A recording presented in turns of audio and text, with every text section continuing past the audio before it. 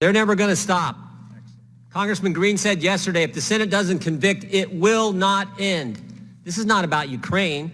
Facts are on the president's side. Zelensky said he wasn't pressured. Ukrainians didn't even know aid was held at the time of the call. And most importantly, they did nothing to get the aid released.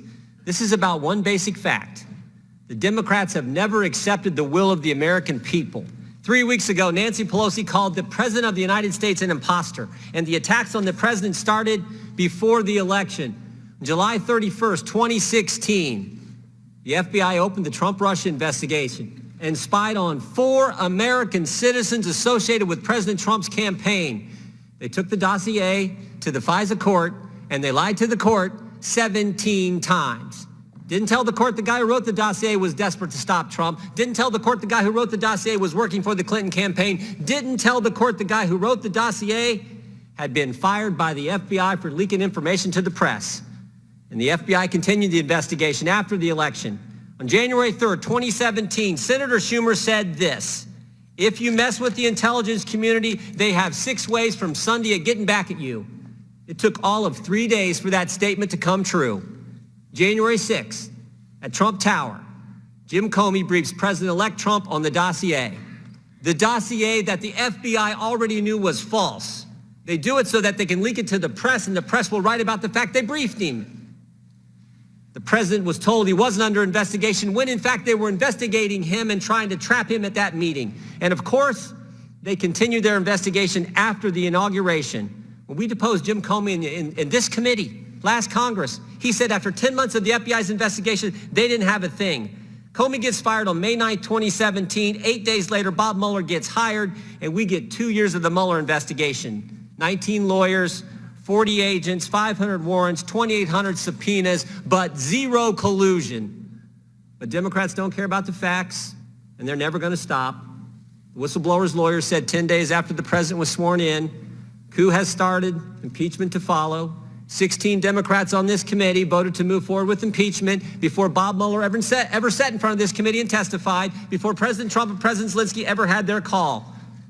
They're never going to stop with their attacks, because they can't stand the fact that President Trump is actually draining the swamp and doing what he said he would do, and most importantly, getting results.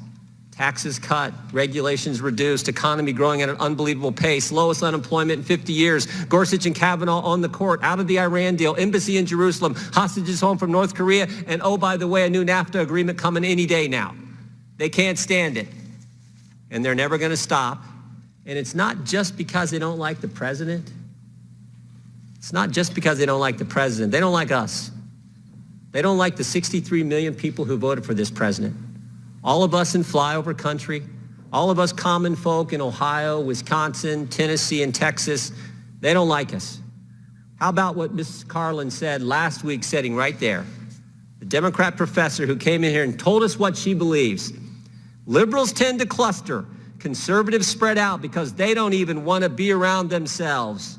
How about our colleague, Maxine Waters, June of 2018, when she said this: and if you see anybody from that cabinet in a restaurant, in a department store, at a gasoline station, you get out and you create a crowd and you push back on them and you tell them they are not welcome anymore, anywhere.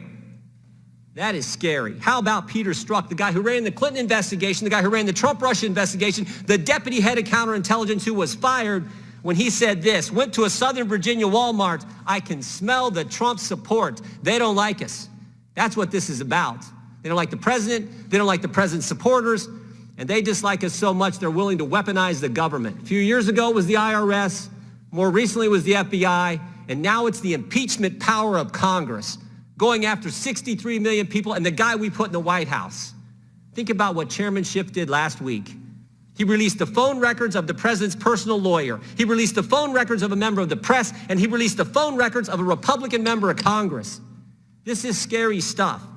This is scary stuff, what they're doing, and frankly, it is dangerous for our country. It is not healthy for our country, and we should all remember what Emmett Flood told us, the president's lawyer, what he told us this past spring when the Mueller report first came out.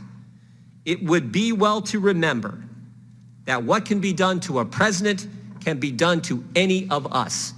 This is scary stuff and serious stuff, and I hope you guys will reconsider and stop it while you can.